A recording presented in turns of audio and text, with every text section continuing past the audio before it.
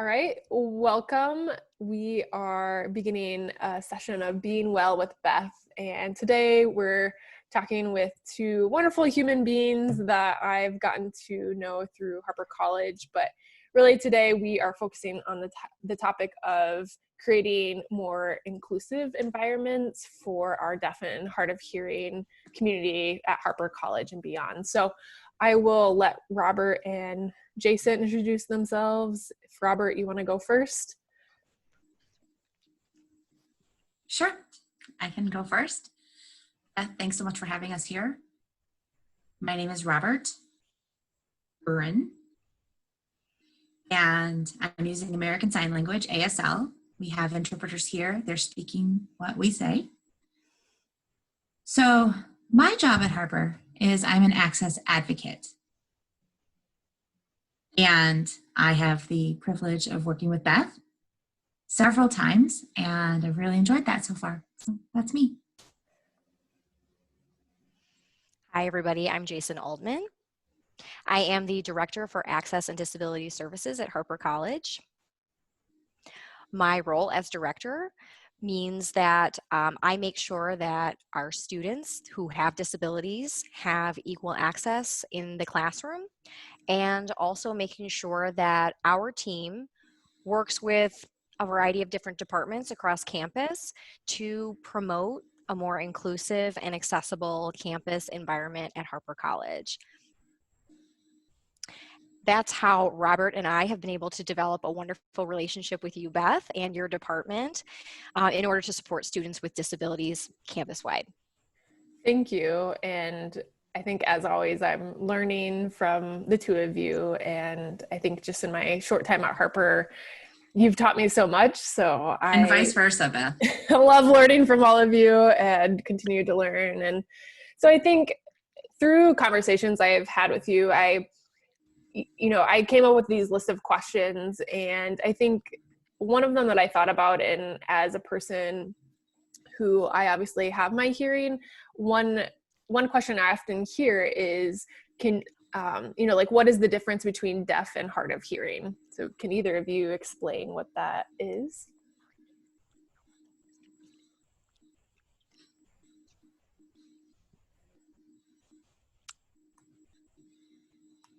Okay, I'd be happy to take that question. I think the difference between the two of these terms is a little bit more nuanced than most people think. I think the general public assumes that deaf and hard of hearing is based on a variety of hearing losses, and it's not only based on that, but it also depends on a cultural affiliation that an individual may have, an identity that they may have, and the language that that person prefers to use. Somebody who may have a mild or moderate form of hearing loss may identify as a hard of hearing individual based on the audiogram that they've received, their hearing loss. But an individual who is profoundly deaf, much like myself, would be identified as a deaf person.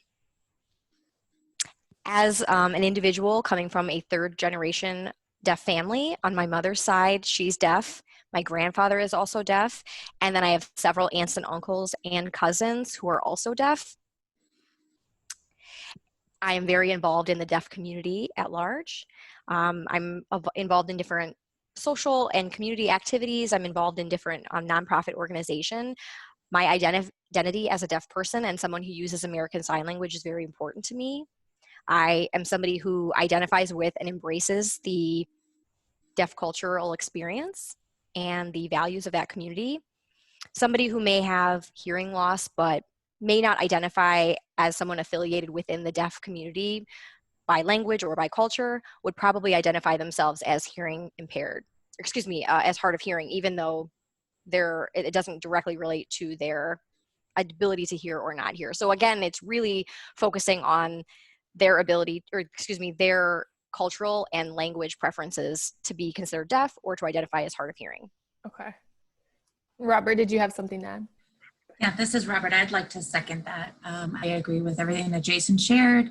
When you think about the terms deaf or hard of hearing, them being two separate groups and separate types of people, But it's really a spectrum, right? It's a range of different ability levels, different values, different framework, if you will, and it varies. It may depend on how well you can hear or not, and also the inside, right? How connected or engaged you feel to being deaf or hard of hearing.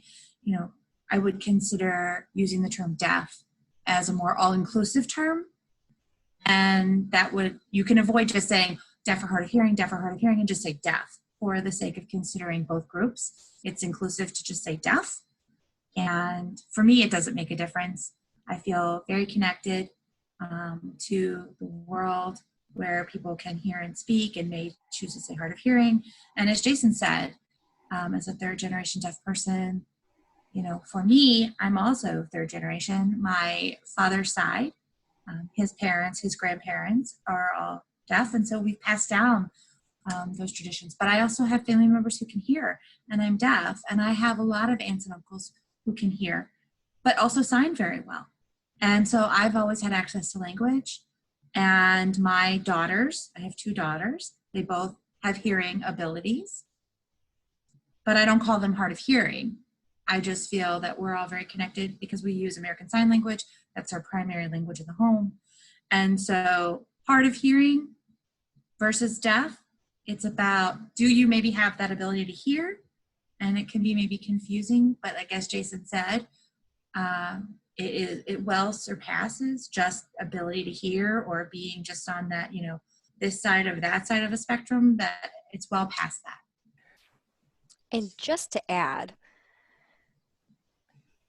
there are some cultural values that are within the deaf community. For example, we value a community that is deaf-blind. They identify as deaf-blind, not with a hyphen, but all one word, deaf-blind. And the communication preferences of a deaf-blind person could be very different from those of a deaf person. A deaf-blind individual focuses heavily on tactile experiences. Their use of personal space is different. I know that if you're an outsider and not part of the deaf community, you may feel like, wow, there's not a lot of personal space within the deaf community and how we interact. That margin of personal space is even smaller within the deaf-blind community. So there are different cultural norms between deaf and deaf-blind people. Deaf-blind organizations have really emerged within the last 10 or 15 years to advocate for the rights of deaf-blind individuals. We have amazing deaf-blind leaders in the Chicagoland area who have raised awareness for this particular community. Pro-Tactile ASL is one where you would have a sign language interpreter communicating with you tactily, but then you would also have someone on your communicating information to you on your back to let you know somebody has walked in the room, somebody's laughing. So you may wonder, how does a deaf-blind person understand all the environmental information and cues? That information is portrayed to them through communication on their body, mostly their back, in addition to communication on the hands, protactily. And oftentimes, deaf-blind individuals use SSPs or service providers who help them navigate their environment. In the community, any sort of community, whether it's the Black community, the Latinx community, the deaf community, you see that diversity within that overarching community, and the same can be said for the deaf community. There is a variety of diversity within our community. Which I think is a really important point to acknowledge, that it really is a wide spectrum, and I think there are a lot of misconceptions about that, and people don't think about the diversity of even within the deaf community, which you know, I don't even always know the different areas, so thank you for sharing that. And I think it segues into my next question, which, thinking about your own experiences and your involvement within the deaf culture and community, you know, do you get treated differently than hearing people, whether it be in your jobs or even, you know, going out to eat or whatever it is? You know, can you talk a little bit more about what that looks like for you, if so?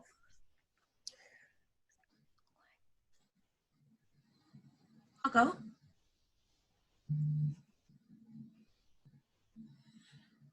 When I am involved in the deaf community, if I'm at a deaf event or I'm just chatting with some others or people who are fluent in American Sign Language, ASL, I don't feel like I'm held back in any way. I can communicate with anyone I want at any time I want. I can navigate a group of ASL users very well. Now, before the internet,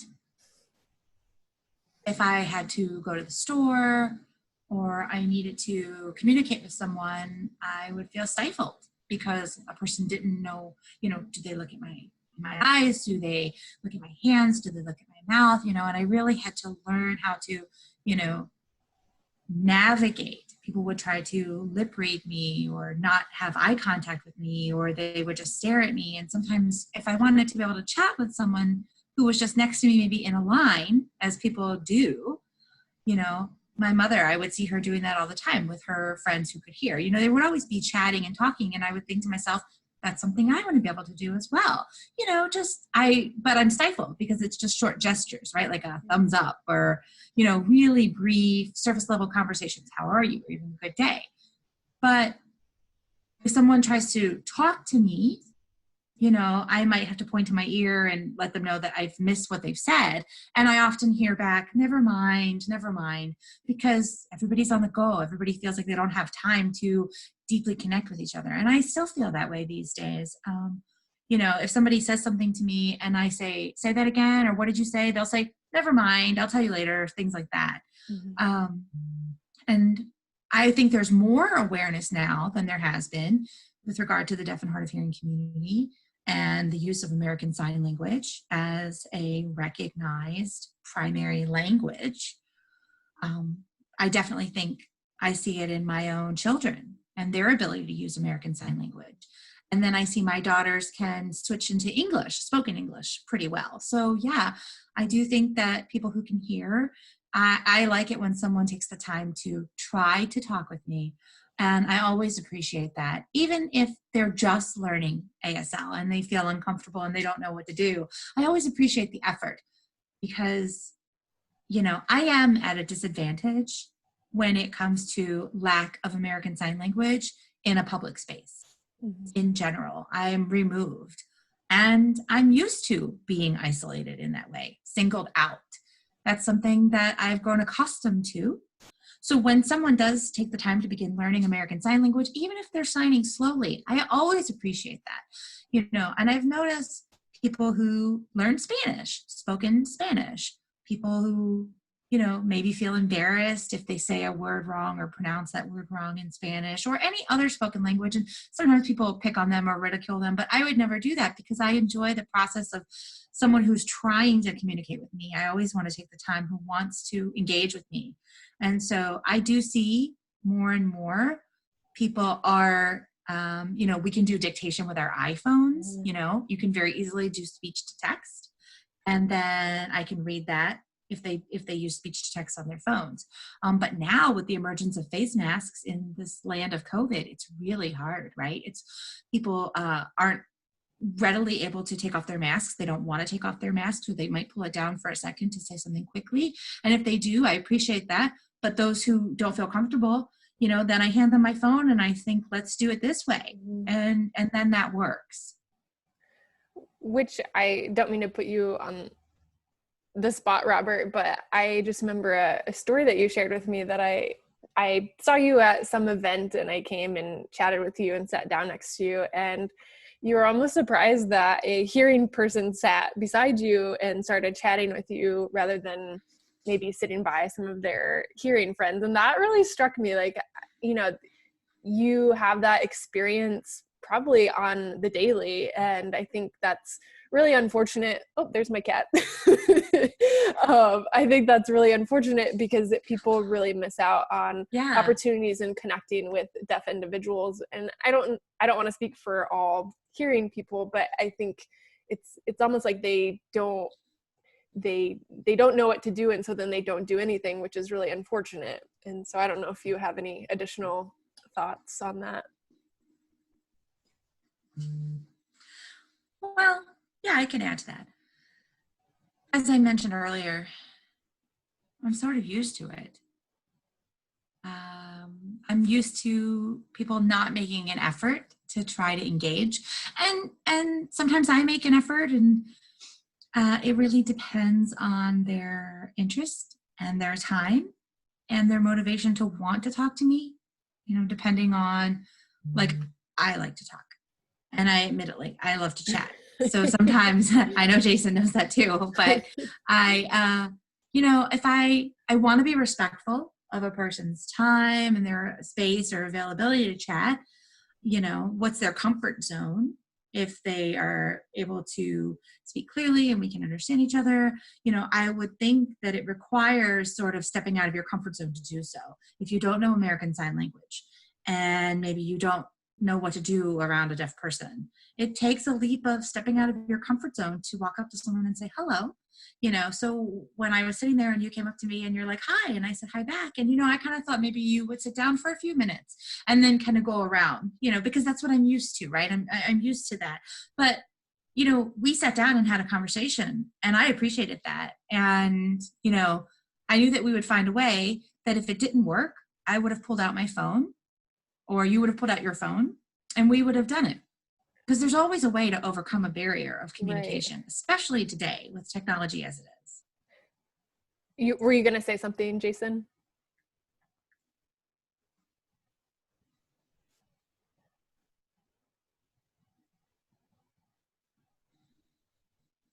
I'd like to add that I just wanted to share my experience. I've had experiences in many aspects of my life, one being access to healthcare and trying to navigate that, asking for a sign language interpreter at a doctor's appointment, or perhaps my daughter gets sick and I need to get a sign language interpreter for that appointment, even though I'm not the patient. And my requests have been declined before because I'm not the patient, and I've had to explain the situation that I need access to communicate for my daughter and on her behalf. And then in a work environment, sometimes people misunderstand me because I can't communicate with them as clearly or use spoken English as my primary communication mode.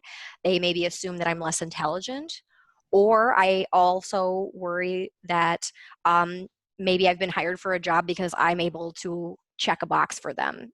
And so it can be difficult, and sometimes people won't want to communicate with me because, oh, well, the director is deaf, I can't communicate with him. And even though people have notified these students or these faculty members, no, this is the director, this is who you need to speak with. So it might be a different way of communicating. It might be something they're not used to, but it can happen.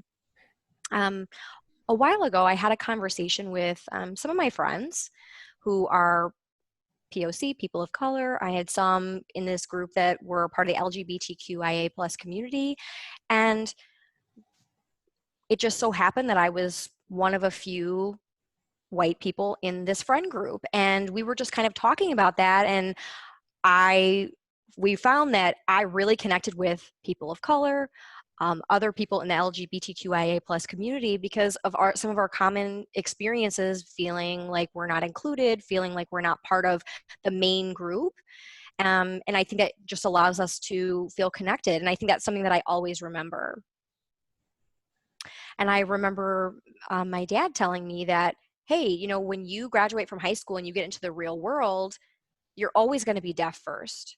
You're always, people are going to have a difficult time looking beyond that to see what you really have to offer. So if you want to pursue a higher position or a higher degree, you're going to have to really work hard to prove yourself. And so I often feel that I work twice as hard to get where I am and to where I hopefully will be in the future than other people do, just because of that. Thank you for sharing that. This is Robert. I want to add something too. I think it was Aristotle, the Greek philosopher, who, when was that? BC, AD, I don't know. But he said, that they believed that people who couldn't hear meant that they were incapable of learning. So, I mean, if that's the model we've gone with all these years, that perspective, that's continued on. So, yeah. And I have to, thinking about that, I think people who are not deaf, it is very easy to communicate with Robert or Jason. I mean, I downloaded an app and we were able to chat even though there wasn't an interpreter there. And so I think people really need to get out of their comfort zones, but also push themselves to, I mean, not even push themselves, but just download an app or find ways where you can communicate, because I think especially with technology, it's there. And so I hope people really understand that it shouldn't be that difficult, but I really hear your struggles, and that's why I wanted to bring you all together to talk about some of those things, because leading into my next question, you know, what are some simple things that hearing people can do? And again, I think it's important for hearing people to also do the work, right? It's important for them to read up and educate themselves, but in your own experiences, what are some things that hearing people can do to maybe make the environment more inclusive of deaf individuals?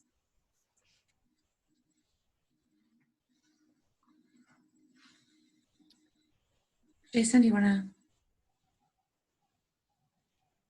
I mean, I have some ideas. Captioning for sure. Demonstrating that, you know, all media be captioned, and announcements like over a loudspeaker at a store. There should be a simple, you know, a screen that also has the announcements. There's really many things that can be done to improve, and we're seeing improvements. Mm-hmm. As Beth, as you mentioned, apps.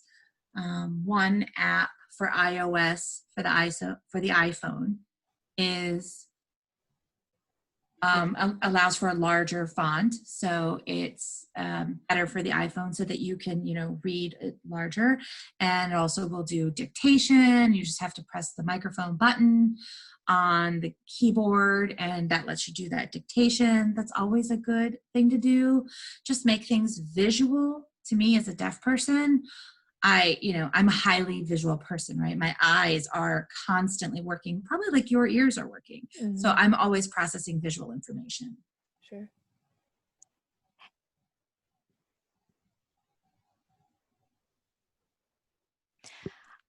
There are deaf, hard of hearing, deaf blind people in many different positions. They are doctors, they are plumbers, they are attorneys, they are musicians. I mean, the list goes on and on of the types of jobs that the deaf community can have. And I mean, you wouldn't believe how many professors have said to me, oh, you're deaf, you're not going to be able to do X, Y, and Z. And I would rebut them and say, no, I've got all of this experience. Mm-hmm. And there are so many assumptions that as a deaf person, I had to throw aside and say, okay, but if my curiosity is there, if I have that hunger to learn, and for as human beings, for us to learn from each other, that can help eliminate a lot of barriers for us. And I think what I wish that hearing people would realize is that the deaf community is rich with talent, intellect, a diverse population of people. It's incredible. And we have an incredible history and culture as well. And definitely. I'll end with one question just to keep our session brief today is, you know, can you say in maybe a couple of words, what are one or two things that either A, you wish other people knew about you and maybe deaf culture, or B, you can go the opposite. What are one or two things that annoy you the most about what hearing people do to the deaf community?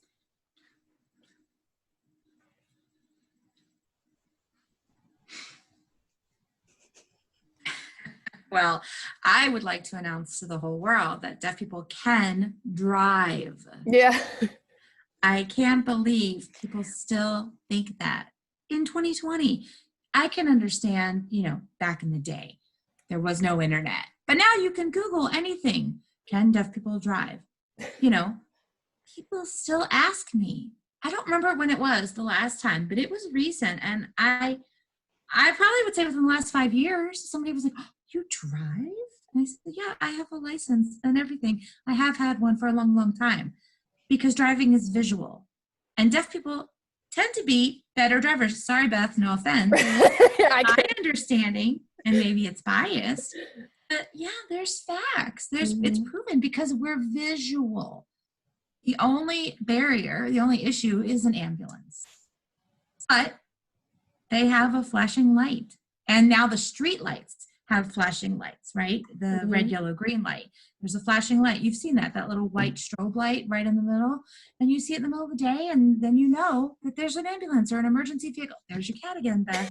But you see that emergency vehicle or police or something. So that was a great help. Yeah, so I think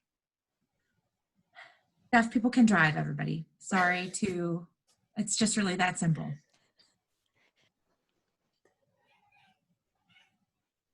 I think one thing that is kind of annoying is when someone says, "Oh, you're deaf. Oh, I'm so sorry. The birds singing, it's so beautiful. Oh, that music is so wonderful. Oh, I just wish you could hear. Oh, have you thought about getting a cochlear implant? Why don't you get a cochlear implant?" It's so off-putting. I tell people, I was born deaf. I didn't lose my ability to hear. I haven't lost anything. There's nothing to be sorry for. And I think it would be ridiculous to expect that a person who identifies as somebody in a minority, to expect them to not be proud of who they are or where they come from, or another ethnic background to say, "Oh, I wish that wasn't me." I feel very proud. I wouldn't want someone else to change their identity, and I don't want to change my identity. There's not a cure that I feel like I need. I don't want to feel like my value is in whether I can hear or speak. I speak a different language. It's that simple. I read and write English, and I happen to have a deaf voice because I can't hear myself and I don't really pronounce words the same way, and that's it. Right on. And it reminds me, you all have taught me so many things, but I think one thing, especially hearing people do, is that we try and fill the space with fillers, and we're not always the most succinct individuals when we speak. And so I think you all have helped me improve my language and getting my point across better, because you are totally right, is that, you don't have the fillers, you kind of cut through the other stuff that's not important.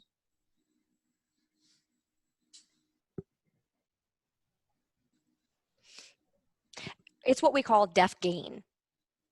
So deaf gain means that, let's say, for example, you're in an auditorium full of people. Robert is all the way across the auditorium. I'm on the other side. We can still see each other. We can still have a conversation.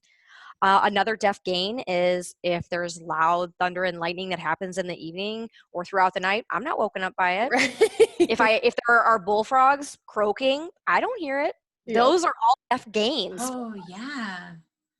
I want to jump on that for sure. Deaf gain, absolutely, for ourselves and for the whole world to know. So for example, I remember that I had a job in the past and I went to a meeting and everybody was like talking over each other and talking at the same time. And I said, hey, let's take turns so that I can see each of your faces and know what you're talking about. And then later, several months later, my boss came to me and said, I noticed that our meetings are so much more respectful now than they used to be, because everyone wasn't trying to talk over each other. They were taking turns, because with the interpreter there, we couldn't all talk at the same time, and everybody benefited from this. Right. So I'm sure that you've heard, some kind of like CBT, right? Cognitive behavioral therapy, in which you can like lead a person to a different result than they had previously expected. And people, really forced themselves to take, and it helped them be more respectful to each other instead of, stealing the floor from each other. If there's a second of silence, a person would just start talking so they could hold the floor. And that didn't happen anymore. And it was really cool. So Jason, I'm glad you brought up deaf gain. Thank you. I am getting the notification from Zoom, because I have not upgraded, that it's about to cut us off. So I think that concludes our chat for today, as we could speak for hours on this topic. So I appreciate the wisdom that you all shared today, and hoping to create a better and more inclusive environment. So thank you.